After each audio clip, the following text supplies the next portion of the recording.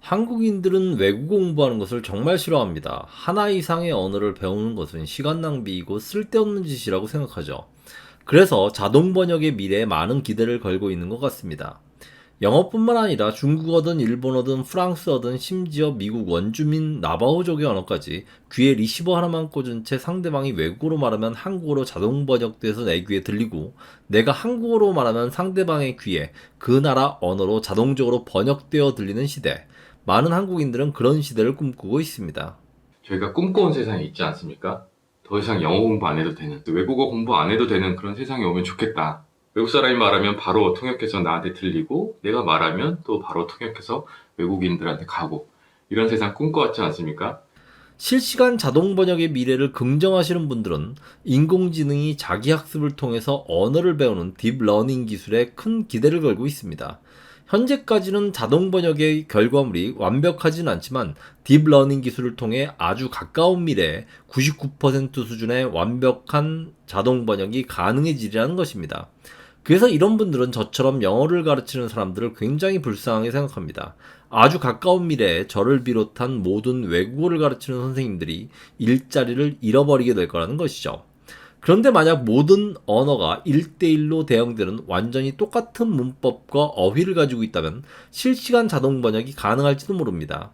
하지만 안타깝게도 세상의 모든 언어들은 비슷하지만 또한 극복 불가능한 굉장히 큰 차이점들을 가지고 있습니다. 저도 여러 언어들을 아는 것은 아니기 때문에 한국어와 영어의 차이점들만을 중심으로 왜 실시간 자동 번역이 불가능하다고 생각하는지 영화와 미드에 등장하는 여러 가지 예들을 통해서 설명해 보도록 하겠습니다. 우선 문법적 관점부터 한번 살펴보도록 하죠. 이전 동영상 영어의 관계대명사절은 왜 후추식을 하는가에서 예문 땡땡중학교를 지원한 전두환의 손녀딸과 군사 쿠데타를 일으킨 전두환의 아들에 대해서 언급한 적이 있습니다. 첫 번째 예문의 형용사적 요소인 땡땡중학교를 지원하는 전두환을 건너뛰고 손녀딸을 수식하는 반면, 두 번째 예문의 형용사적 요소인 군사 쿠데타를 일으키는 전두환을 수식하고 있습니다. 만약 첫 번째 예문의 수식 구조로 두 번째 예문을 본다면 군사 쿠데타를 일으킨 것은 전두환이 아니라 전두환의 아들이 되고, 두 번째 예문의 수식 구조로 첫 번째 예문을 본다면 땡땡중학교에 지원한 것은 전두환의 손녀딸이 아니라 전두환이 됩니다. 따라서 한국의 역사적 배경을 잘 모르는 사람이 두 번째 예문을 읽는다면 군사 쿠데타를 일으킨 것이 전두환인지 전두환의 아들인지 굉장히 헷갈리게 될 것이라고 지적했습니다. 물론 인공지능이 딥러닝 기술로 한국의 역사에 대해 속속들이 다 공부하고 난 후 정확하게 해석할 수 있습니다. 하지만 인공지능이 이러한 전 세계의 모든 언어를 다 제대로 해석하려면 미국과 한국의 역사뿐만 아니라 전 세계의 모든 역사를 완벽하게 알아야 합니다. 그런데 문제는 여기서 끝나지 않아요. 만약 학습이 불가능한 개인적인 문제에 관한 내용이라면, 즉 10년 전 집을 구입한 박말복 씨의 아들과 같은 문장이라면 집을 구입한 것이 박말복 씨인지 박말복 씨의 아들인지 인공지능은 판단할 수 없게 됩니다. 이를 제대로 해석하기 위해 인공지능은 박말복 씨의 가게사까지 역시 속속들이 알고 있지 않으면 안 됩니다. 이것은 단순히 문맥이나 역사적 배경의 차이점이 아니라 각 언어의 문법이 다르기 때문에 발생하는 문제입니다. 한국어는 형용사적 요소들이 명사를 전추식만 하기 때문에 수식 구조로 인해 발생하는 의미상의 혼란을 피할 방법이 없어요. 하지만 영어는 전추식과 후추식이 모두 가능하기 때문에 수식 구조가 좀 더 분명하고 이러한 의미상의 혼란을 피할 수 있습니다. 이전 동영상에 설명한 가정법 같은 경우도 마찬가지죠. 그녀가 예쁘다면 참 좋겠다라고 말을 했을 때 그녀가 예쁜지 안 예쁜지 모르는 상황에서 예쁘다면 좋겠다고 말하는 것인지, 그녀가 예쁘지 않다는 것을 알고 있는 상황에서 그 반대 상황을 가정하는 것인지, 영어는 문법적으로 구분하지만 한국어는 구분하지 않기 때문에 인공지능은 조건문과 가정법 중 어느 쪽으로 해석해야 할지 몰라서 헤매는 상황이 발생할 수밖에 없습니다. 물론 말하는 사람이 소개팅을 먼저 한 상황인지 아직 하지 않은 상황인지 인공지능이 인지해서 해석할 수 있을 것입니다. 하지만 자동 번역기 수준의 인공지능이 이러한 상황과 맥락을 다 이해하고 해석할 정도의 지능을 소유하는 것이 과연 가능한 것인지 궁금합니다. 설령 그러한 지능을 소유하고 있다고 해도 만약 대화 도중에 끼어드는 상황이라면 상황과 맥락을 이해하는 것이 불가능하기 때문에 애초에 조건문과 가정법 중 한 가지를 선택해서 영어로 해석하는 것 자체가 불가능합니다. 이러한 문법상의 차이로 인한 번역의 문제점은 문법적 배경들을 설명해야 할 것들이 너무나 많기 때문에 짧은 동영상 한 편에 다 담을 수 없습니다. 관계대명사절, 가정법과 관련한 이 내용들은 그냥 맛보기만 보여드린 것에 불과해요. 앞으로 영문법에 관한 동영상들을 진행하면서 더 많은 것들을 천천히 설명하도록 하겠습니다. 이 동영상에서는 짧게 설명할 수 있는 한국어와 영어의 어휘 차이점들을 중심으로 설명하도록 하겠습니다. 이진경 교수의 철학과 굴뚝청소부라는 책을 보면 닥터지벅으로 유명한 작가 파스테르나크의 시집 My Sister Life를 소개합니다. 러시아로 쓰여진 이 시집 제목을 우리나라 말로 번역하면 나의 누이 인생이 되고 약간 멋을 부려 번역하면 인생이여 나의 누이여 이 정도가 됩니다. 근데 이 시집을 체코어로 번역하려고 하면 문제가 발생합니다. 프랑스어나 러시아어, 체코어 등은 명사를 남성 명사, 여성 명사로 분류하는데 러시아어에서 인생은 여성 명사입니다. 그래서 my sister와 동격이 될 수 있죠. 그런데 체코어에서 life는 남성 명사입니다. 그러니까 my sister와 동격이 되는 것은 불가능합니다. 굳이 체코로 번역하려면 my brother life로 번역해야 합니다. 하지만 이것은 러시아로 쓰여진 시집과 그 내용이 전혀 다른 분위기를 가지리라는 것은 쉽게 예상할 수 있습니다. 여성으로 표현되는 인생의 이미지와 남성으로 표현되는 인생의 이미지는 서로 다를 수밖에 없으니까요. 이렇게 아주 간단한 어구 하나 해석하고 번역하는 것조차 쉽지 않습니다. Don't drink and drive를 우리나라 말로 해석하면 어떻게 되나요? 술 마시고 운전하지 마세요. 즉 음주운전하지 마세요라는 의미가 됩니다. 이와 관련한 미드 오피스예를 한번 보시죠. I am your host, Michael Scott, and I just want to tell you, please do not drink and drive, because you may hit a bump and spill the drink. 여기서 마이클이 하는 말은 영어권사에서 꽤 잘 알려진 농담입니다. 그런데 이 평범한 문장이 농담이 되는 이유는 접속사 and 때문입니다. 영어의 and는 한국어로 그리고로 해석되죠. 그런데 놀랍게도 영어의 and와 한국어의 그리고는 서로 완전히 똑같은 의미가 아닙니다. 다음에 두 예문을 한번 보시죠. 영어의 and와 한국어의 그리고는 순서와 동시동작의 두 가지 의미를 가질 수 있습니다. 첫 번째 문장의 and와 그리고는 순서의 의미로 쓰였습니다. 아침 식사를 하고 나서 샤워를 했다는 의미죠. 만약 이것을 동시동작으로 본다면 아침 식사를 하면서 샤워를 했다는 의미가 됩니다. 하지만 두 번째 문장은 동시동작의 의미로 이해해야 합니다. 노래 따로 춤 따로라면 정말 이상하잖아요. 일반적으로 노래를 부르는 동시에 춤을 췄다는 의미일 것입니다. 그런데 영어의 Don't drink and drive를 한국어로 해석하면 술 마시고 운전하지 마세요라는 의미가 되는데 한국어 해석은 순서인가요? 동시동작인가요? 한국어로 이 의미는 100% 술 마시고 나서 운전하지 말라는 의미입니다. 그런데 영어의 Don't drink and drive 이 말은 순서를 나타내기도 하지만 동시동작을 의미하기도 합니다.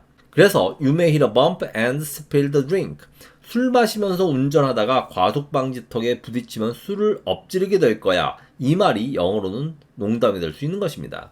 대부분의 사람들은 당연히 Don't drink and drive를 순서로 이해하기 때문에 음주운전의 위험성에 대한 경고가 뒤따를 것이라고 생각하는데 술 엎지를까봐 걱정하는 얘기가 나오기 때문이죠. 이것은 일종의 영어식 허무개그입니다. 그런데 이 유머를 한국어로는 도저히 웃을 수 있게 해석할 방법이 없습니다. 애초에 한국어의 그리고와 영어의 and의 의미가 다른데 어떻게 완벽하게 해석할 수 있겠어요? 그러니까 이 장면을 어떤 방식으로 해석한다고 해도 마이클이 왜 저 말을 하는 것인지 이해하지 못해서 어리둥절해 할 수밖에 없죠.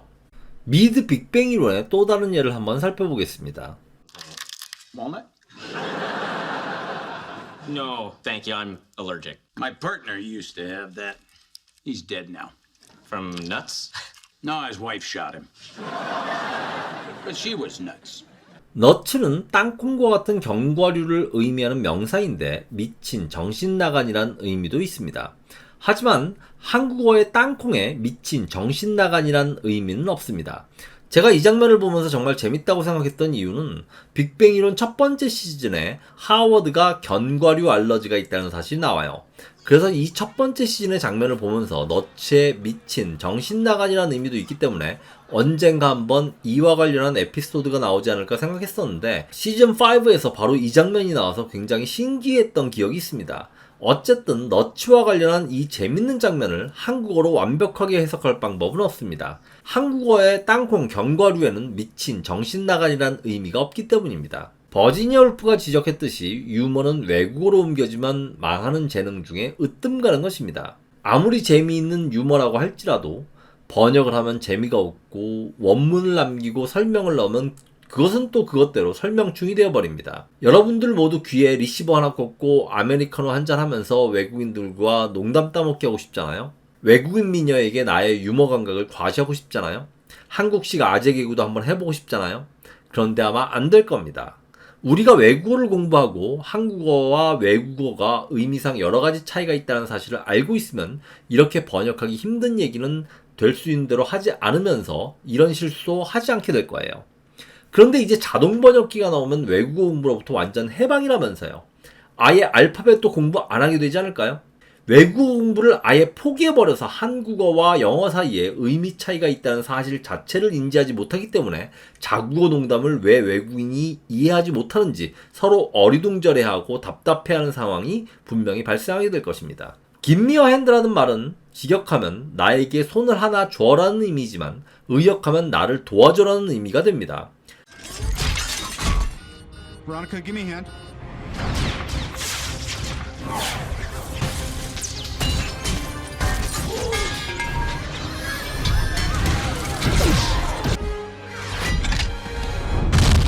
영화 어벤져스 에이지 오브 울트론에서 토니 스타크가 프라이데이에게 Give me a hand라고 말하는데 이 말은 상당히 중의적인 의미를 가집니다. 헐크버스터의 한쪽 팔이 헐크에 의해 박살이 나버려서 실제로 손을 하나 달라는 의미이기도 하고 날 도와줘라는 의미가 되기도 하기 때문입니다.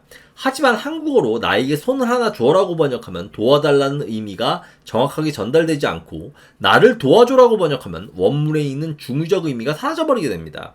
우리가 영어를 공부하지 않고 자동 번역 등에 매달리게 되면 이러한 중의적 의미를 이해하는 것을 완전히 포기해야 한다는 것을 의미합니다. 물론 포기하면 됩니다. 포기하면 편해요. 하지만 영어라는 언어가 가지는 이러한 표현상의 재미를 포기함으로써 우리가 상대적으로 얻게 되는 이득이 무엇인지 굉장히 궁금합니다. 우리가 저거 거꾸로 뒤집혔다라고 말할 때 거꾸로 뒤집혔다라는 말은 무엇을 의미하나요? 차가 거꾸로 뒤집혔다는 의미인가요? 위아래가 뒤집힌 것을 영어로는 upside down이라고 합니다. 또는 옷을 거꾸로 뒤집어서 입었다는 의미인가요? 안과 밖이 뒤집힌 것을 영어로는 inside out이라고 합니다. 순서가 뒤집혔다는 의미일 수도 있죠. 이것은 reversed 또는 in reverse라고 합니다. 한국어로는 거꾸로 뒤집힌이라고 한마디로 표현하는 것을 영어로는 이렇게 다양하게 표현합니다. 우리가 이 중에서 어떤 장면을 손으로 가리키면서 저거 거꾸로 뒤집혔네라고 말한다면 저거가 가리키는 것이 무엇이냐에 따라서 upside down, inside out, reversed 중 하나의 표현을 선택해서 영어로 해석해야 합니다. 그러니까 이제 더 이상 귀에 리시버 하나 꽂는 것만으로는 이 문장을 제대로 영어로 해석하는 것은 불가능해요. 인공지능은 이제 눈을 필요로 합니다. 저거 거꾸로 뒤집혔네 라고 말을 했을 때 저거가 가리키는 것이 무엇인지 카메라로 추적하고 파악하고 판단해서 번역을 해야 합니다. 반대의 경우도 있습니다. 한국어로는 셔츠를 입다, 모자를 쓰다, 장갑을 끼다, 신발을 신다, 넥타이를 매다, 시계를 차다 이렇게 다양하게 표현하지만 영어로는 wear 또는 put on으로 다 해결할 수 있습니다. 몸에 갖다 대는 것은 모두 wear 또는 put on이에요. 심지어 피부에 자외선 차단제 같은 것을 바르는 것도 put on sunscreen이라고 합니다. 그런데 영어로 put this on이라고 말하면 this가 가리키는 것이 셔츠인지 모자인지 장갑인지 신발인지 넥타이인지 시계인지 자외선 차단제인지 인공지능은 구별할 수 없습니다.